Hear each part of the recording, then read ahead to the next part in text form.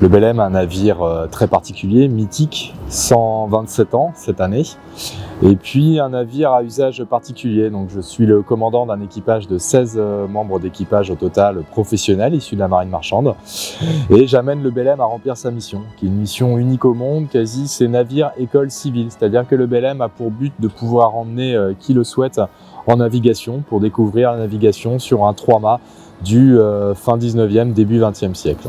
Fin 2022, la Fondation Belém a été confrontée à un problème crucial. Qu'allons-nous faire du Belém? Bureau Veritas nous dit « Vous ne pouvez plus naviguer, vous avez des pertes d'épaisseur trop importantes, c'est plus possible, il faut faire quelque chose ». Nous avons réfléchi ensemble avec le ministère de la Culture qui nous a accompagnés sur ce sujet parce que, rappelez-vous, le Belém est classé monument historique, donc on ne peut pas toucher un cheveu du Belém sans demander l'autorisation au ministère de la Culture via la DRAC des Pays de la Loire. Et nous avons décidé que le projet le plus important concernant le Belém, c'était évidemment qu'il navigue, qu'il continue à faire rêver les petits et les grands.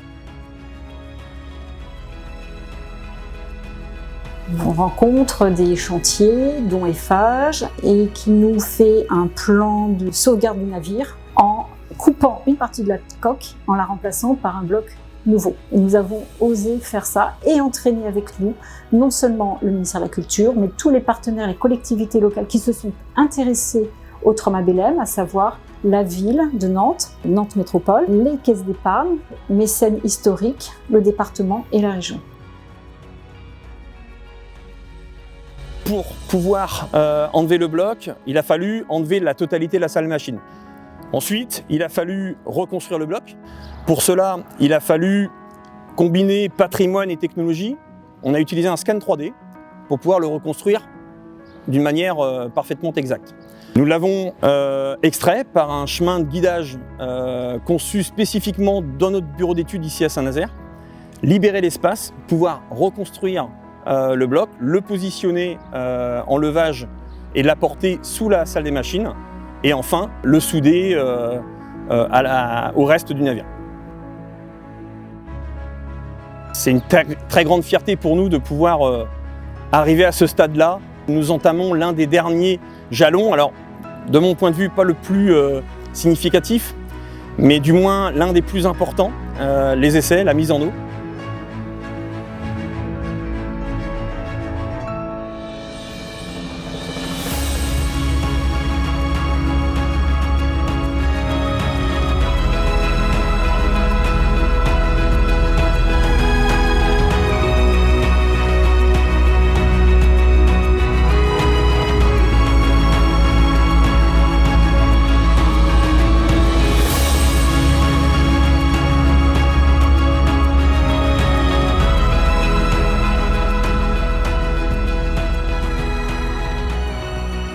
Alors, nos grands prochains événements pour cette année, nous avons plusieurs rassemblements en France, notamment le principal, l'Armada de Rouen.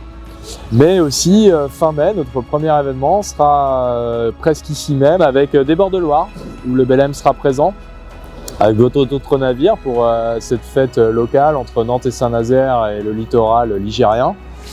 Et puis 2024, un très beau projet pour nous qui nous amène petit à petit avec le transport de la flamme olympique que le Belém ramènera la flamme depuis Athènes vers la France.